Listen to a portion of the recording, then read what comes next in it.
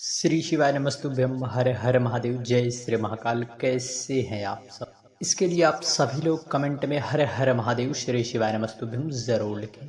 सबसे पहले आप सभी को इस एकादशी के महापर्व की ढेर सारी शुभकामनाएं, क्योंकि इस भादों के महीने में हर एक क्षण, हर एक दिवस एक त्योहार ही रहा है। आपने जन्माष्टमी, फिर एकादशी, फिर आगे बहुत से पर्व इस भादों के माह में पड़ने वाले हैं।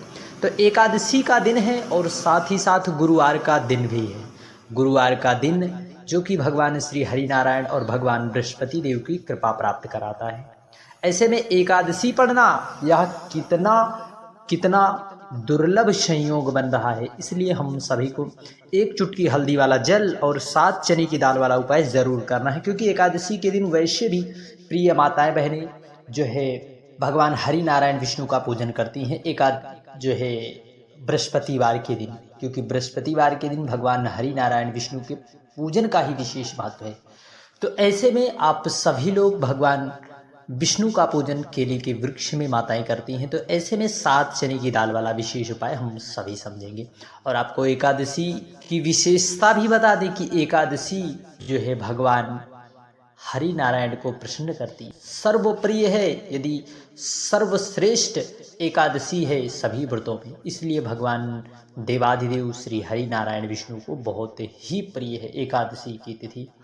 इस एकादशी को राजा हरिश्चंद्र ने किया था और उसी एकादशी के प्रभाव से उन्हें उनका खोया हुआ राज्य प्राप्त हुआ था। एकादशी का इतना बड़ा महत्व है। और एकादशी पद्म पुराण में वर्णित है कि एकादशी की कथा को सुनने और व्रत करने से अश्वमेध यज्ञ के बराबर पुण्य फल की प्राप्ति होती है।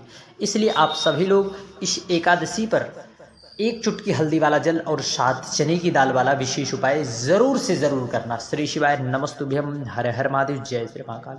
सर्वप्रथम आपको इस प्रकार से 7 चने की दाल लेना है। आपको 7 चने की दाल कुएं से भी उठा लेना है। फिर उसके बाद आपको इस चने की दाल और एक पात्र जल लेकर पहुंच जाना है देवाधिदेव महादेव कुबेर भंडारी के मंदिर।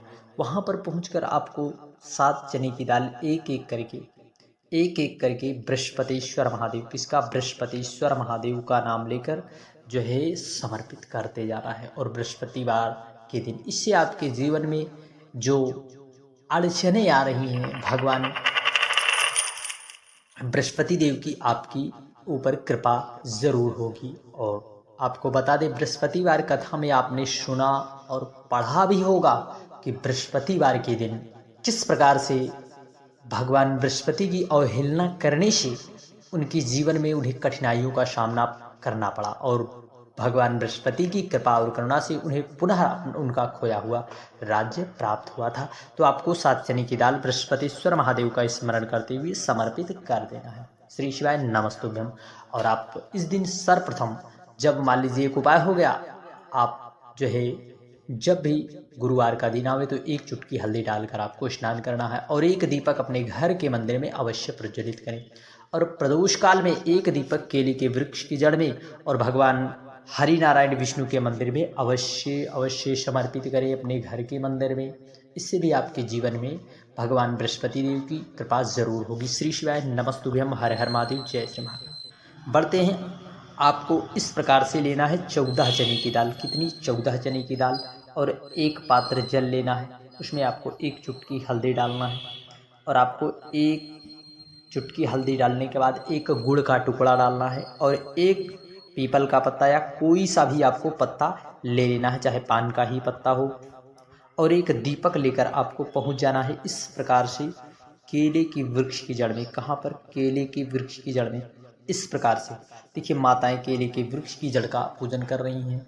केले के वृक्ष की जड़ में भगवान श्री हरि नारायण विष्णु का निवास होता है। और आपको पता हो, जहाँ पर भगवान श्री हरि नारायण विष्णु का निवास होता है वहीं पर माँ लक्ष्मी सदा सर्वदा रहती हैं। आपको जो है इन सब चीज़ों को लेकर पहुँच जाना है। फिर आपको केले की जड़ में जो आप 14 चने की दाल लाए हैं, ओम नमो भगवते वासुदेवाय कहते हुए एक एक चने की दाल को आपको समर्पित करते जा रहा है। फिर उसके बाद जो आप हल्दी वाला जल लाए हैं उसे आपको ओम नमो भगवते वासुदेवाय कहते हुए समर्पित कर देना है। बहुत से जो है बहनों का यह कमेंट आता है कि कब इस उपाय को करें। देखिए, बृहस्पतिवार के दिन आप सुबह के समय जब भी आप व्रत धारण करें, पूजन करें, तब आप इस उपाय को कर लें और एक दीपक वहीं पर आपको प्रज्वलित कर देना है। करने के बाद प्रार्थना करना है, फिर बैठकर आपको नमो भगवते वासुदेवाय महामंत्र का स्मरण करना है, या फिर भगवान हरि या राम या कृष्ण नाम, राधा नाम, शिव नाम का उच्चारण आपको बैठकर जो है ज़रूर से ज़रूर कर लेना है, कम से कम 108 बार। इसको करने से आपके जीवन में भगवान श्री हरि नारायण विष्णु की कृपा ज़रूर होगी। और एकादशी की तिथि भी है, इस बार एकादशी पर सर्वाध सिद्ध योग और सिद्ध योग भी बन रहा है। ऐसे महादुर्लभ संयोग में आप सभी को इस उपाय को करने से बिल्कुल भी नहीं चूकना है। श्री शिवाय नमस्तुभ्यम, हर हर महादेव, जय श्री महाकाल। बढ़ते हैं अगले विशेष उपाय की ओर। इस दिन आपको 7 बेलपत्री डालकर गंगा के जल में नंदी भगवान के उठे हुए पांव पर समर्पित करने से भी आपके बच्चे आपकी बातें मानते हैं, आपका धन किसी गलत मार्ग पर नहीं जाता, सत्मार्ग पर ही रहता है। और आपको यह भी बता दें कि इस विशेष उपाय को करने से धन संपदा की आपके घर में वृद्धि होती है। कितना भी यदि आपका कोई धन ले गया हो, लेकर चला गया हो, दे ही ना रहा हो, तब भी यह विशेष उपाय आपको उसमें प्रभाव ज़रूर से ज़रूर कुछ न कुछ दिखाएगा। यह सभी उपाय हम जो है पूज्य गुरुदेव की कथा से सुनकर ही आपको समझाने का पूरा प्रयास करते हैं। बहुत से लोग कहते हैं कि आप पूज्य गुरु जी की आवाज़ में सुनाइए। देखिए, आप सभी लोग गुरु जी द्वारा बताए गए उपाय होते हैं, हम आपको सिर्फ समझाते हैं कि किस प्रकार से करना है। श्री शिवाय नमस्तुभ्यम, हर हर महादेव।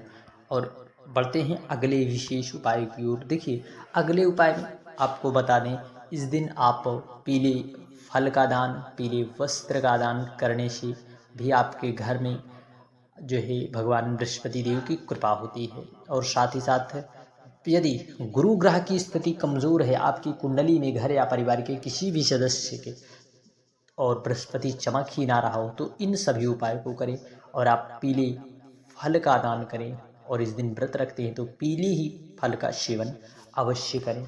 इससे भी आपके जीवन में गुरु ग्रह की स्थिति जो है कुंडली में मजबूत होती है और भगवान हरि नारायण विष्णु की कृपा जरूर बनती है। श्री शिवाय नमस्तुभ्यम, हर हर महादेव, जय श्री महाकाल। और एकादशी के दिन आपको बता दें, तुलसी के पत्र के बिना भगवान श्री हरि नारायण विष्णु का भोग अधूरा ही रहता है। इसलिए आप सभी लोग एकादशी के व्रत में, पूजन में आप भगवान हरि नारायण के भोग में तुलसी पत्र अवश्य रखें। और इस दिन आप किसी भी वृक्ष की पत्ती ना तोड़ें। इस दिन हो सके तो किसी के प्रति आपके मुख से, वाणी से अपशब्द ना निकले।